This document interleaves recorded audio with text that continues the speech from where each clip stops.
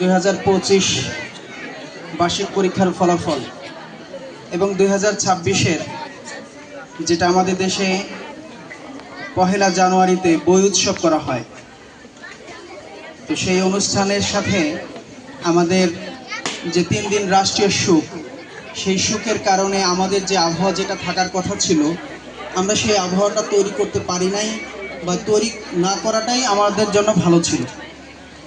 তো এই জন্য আমাদের অনুষ্ঠানে ত্রুটি বিচ্যুতি আমাদেরকে ক্ষমা করবেন। তো মঞ্চে উপস্থিত সমস্ত অতিথিদেরকে সম্মান জানিয়ে আমি দু একটা কথা বলে, সংক্ষেপে কথা বলে তাদেরকে কথা বলার সুযোগ করে দিয়ে আমি এখান থেকে চলে যাব।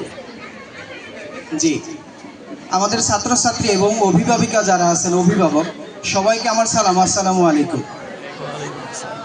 যে আমাদের ছাত্রছাত্রীরা যারা আছেন, জি, তারা একটু কিছু সময়ের জন্য একটু কথা বলবেন, যেন আমি একটু দেখতে চাই কে কে একটু কথা বলতে পারেন। জি, কে কে কথা বলতে পারেন এটা আমি একটু দেখব। কেউ কথা বলতে পারেন না? জি, আমি খুব অল্প সময়ের জন্য কথা বলার নিয়ত করেছি আজকে। আমাদের বার্ষিক পরীক্ষার আজকে যে ফলাফল, এই ফলাফলটার মধ্যে আমি 3টা শ্রেণীর বা 4টা শ্রেণীর বা 5টা শ্রেণীর ফলাফল মনে করি। এর মধ্যে একটা ফলাফল হচ্ছে শিক্ষকের, একটা ফলাফল হচ্ছে ছাত্রছাত্রীদের, একটা ফলাফল হচ্ছে অভিভাবকদের, আরেকটা ফলাফল হচ্ছে আমাদের রাষ্ট্রের ক্ষেত্রে যারা আমাদের এই মঞ্চে যারা বসেন, এই মঞ্চে যারা বসেন তাদের একটা রেজাল্ট।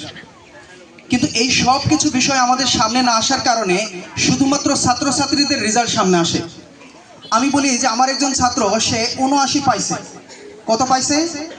79 পাইছে। 1 পাই নাই। এই যে 1 পাই নাই, এটা কিন্তু আমারও রেজাল্ট, যে আমি আমার একজন ছাত্রকে 1 পাওয়াইতে পারি নাই, 79 পাওয়াইতে পারছি। 1 আমার জন্য রয়ে গেছে, তো এটা আমার রেজাল্ট। আবার হচ্ছে অভিভাবকদের ক্ষেত্রেও একই জিনিস। আবার যারা নীতি নির্ধারক, তারা এই স্কুলগুলো কেমন চলে, তাদের জবাবদিহিতা নেওয়ার যে জায়গাটা, সেটা আমাদের দেশে কখনো তৈরি হয় নাই।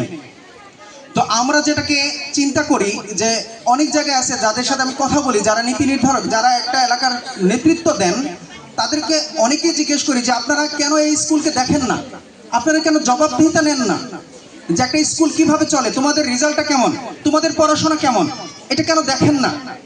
তো অনেকেই বলে যে এটা গেলে তো শিক্ষকরা রাগ হয়। আমি বলি যে শিক্ষকরা রাগ হয়, শিক্ষকদের রাগ হোক, দুঃখ হোক, কিন্তু তাদেরকে যদি কিছু জবাবদিহিতার ভিতর আনেন, তো আমাদের এই দেশটা পরিবর্তন হবে। আমাদের দেশে দেখেন, একটা বাচ্চা যদি রাষ্ট্রের জায়গা যদি পরিবর্তন না হয়, আমাদের এই বাচ্চার স্কুল ছুটির পরে এই কলেজের সামনে দিয়ে যাবে। কোন জায়গা দিয়ে যাবে? এই কলেজের সামনে দিয়ে যাবে, আর কিছু ছেলেরা ওইখানে দাঁড়িয়ে থাকবে। এখন আমাদের যদি ধারণা থাকে যে আমার মেয়ে ওই রাস্তা দিয়ে হাঁটে না, আমার মেয়ে এখানে পড়াশোনা করে না, কিন্তু আপনার মেয়ে এইখানেই জন্ম হয়েছে, সে এই দিক দিয়ে হাঁটবে, আর যে উত্ত্যক্ত করার সে আপনার মেয়েকেও করবে। এখন হয়তো সে সুযোগ পায় না। এজন্য হচ্ছে আমাদের সামগ্রিক হচ্ছে একটা রেজাল্ট, আর এই রেজাল্টটা আমাদের এর পরবর্তীতে আমাদের এইখানে যারা অতিথি আছেন, তো দিন শেষে যেন আমাদেরকে জিজ্ঞেস করেন যে এইখানে যে তোমাদের রেজাল্টটা কেমন, আমাদেরকে একটু দেখাও। আবার হচ্ছে রেজাল্টের নাম্বার আছে কিন্তু নাম্বারের মান নাই, এইটা আপনারা একটু দেখান। যে আপনারা যে মার্কস স্কুল সেরা বলেন, বারবার যে ভালো রেজাল্ট হয়, মোটামুটি যে এলাকার মধ্যে ভালো রেজাল্ট হয়, পড়াশোনার মানটা কেমন, সেই মানটা কেমন, যে ইউনিভার্সিটিতে কেমন চান্স হয়, আপনারা একটু বলেন। আমি ছাত্র হিসেবে যে অবস্থায় ছিলাম, আমি স্বপ্ন দেখি যে আমার এই ছাত্ররা অনেক দূরে যাবে। আমাদের কিছুদিন আগে, এই যে 4-5 দিন আগে জাহাঙ্গীর ইউনিভার্সিটির একটা রেজাল্ট হয়েছে। সেই রেজাল্টে সায়েন্স ডিপার্টমেন্টের মধ্যে সারা বাংলাদেশের মতো 4th হয়েছে। এইখানে বাড়ি, ওর এইখানে বাড়ি, ওর নাম হচ্ছে ইসমাইল। জি, ও হচ্ছে জাহাঙ্গীর ইউনিভার্সিটিতে ডি ইউনিটে, যেটা জাহাঙ্গীরনগরে যে কোনো সবচেয়ে ভালো সাবজেক্ট যেটা ও সেটা নিতে পারবে। এখন এই যে একজন ছাত্র, তো এখন আমি এইটাকে যেরকম জানাবো, আমি খুশির সাথে জানাবো, অহংকারের সাথে জানাবো, কিন্তু এই এলাকার যারা নেতৃত্ব দেন, তারা জিজ্ঞেস করবেন, স্যার একজন যে চান্স পাইলো, বাকিরা যে চান্স পাইলো না, তাদের নিয়ে আপনার কি পরিকল্পনা, এটা আমাদেরকে শোনান। যদি এইটা আমাকে জিজ্ঞেস করেন, তো পরবর্তীতে আমাদের অবস্থান আরো ভালো হবে। আর শুধু আমাদের অবস্থান ভালো হবে না, দেশের অবস্থা পরিবর্তন হবে। আমাদের আমাদের এখানে যারা অভিভাবক আছেন, যারা তাদের একটা অবস্থাটা বলতেছি আপনাদের। আমাদের যারা 7-এ আছেন, কোন ক্লাসে আছেন? 7-এ আছেন। তো এর আগের বছর একটা কারিকুলাম ছিল, যে কারিকুলামটা বর্তমান কারিকুলামের চেয়ে সম্পূর্ণ ভিন্ন রকম, যেটা বাংলাদেশের ইতিহাসে কখনো হয় নাই। সারা দেশ এটা নিয়ে আলোচনা হয়েছে যে এই পরিকল্পনা কেন। তারপরে ওই পরিকল্পনা, ওই যারা নীতি নির্ধারক ছিলেন তারা ওইখান থেকে সরে গেলেন। নতুন পদ্ধতি আসলো এই বছর যখন নতুন পদ্ধতি আসলো, যারা 7-এ পড়েন তারা 6-এর গণিত ভালোভাবে বুঝে আসেন নাই, 6-এর ইংরেজি ভালোভাবে বুঝে আসেন নাই। এখন স্যাররা যখন ক্লাসে যান, তারা বলতেছে স্যার ওদের তো 7-এর পড়া বুঝাইলে বুঝতে পারে না। তখন আমি স্যারদের বললাম যে দেখেন, ওদের তো গত বছর 6-এর গণিত বুঝলে সে 7-এর গণিত বুঝবে, কিন্তু 6-এর ওটা তো এইরকম ছিল না। এখন কি উপায়? তখন আমি গণিতকে 2টা ক্লাস দিছি, যে 2 পিরিয়ড গণিত ক্লাস করবে, ইংরেজি 2 পিরিয়ড ক্লাস করবে। কেন? যেন গণিত ইংরেজি যদি আমি 7-এর বছরে না বুঝাইতে পারি, তো 8-এর বছর আরো বড় ধরা খাবে। এখন এইটা যখন আমি করলাম, তো কিছু গার্ডিয়ান আমাকে প্রশ্ন করার কথা ছিল যে স্যার এইটা কেন হইল। তো ওই জায়গাটা যদি আমার না হইতো, অনেকে আছে নাম্বারের উপরে ভরসা করবেন। আমি খুব মজা করে বলি, দুঃখের সাথে বলি, আক্ষেপের সাথে বলি, যেগুলো মানুষ বলতে চায় না। আমি কিছু মানুষকে সম্মান করি। কিছুদিন আগে একটা ছেলে মারা গেছে, দেখেন, হাদি নামে।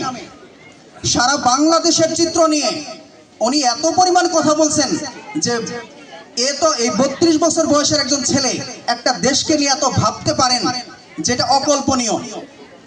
আমাদের দেশে ছোট্ট ছোট চিত্র বলি আপনাদের। আমাদের দেশে ছোট সময়ে আমরা যারা একটু পড়াশোনায় ভালো ছিলাম, আমাদের গার্ডিয়ানরা স্কুলে কম যাইতো। আর গার্ডিয়ানরা বলতো, শিক্ষকদেরকে বলতো আমার ছেলে অথবা আমার মেয়ে সব পারে, শুধু প্রশ্নটা বুঝে না। শুধু কি বুঝে না?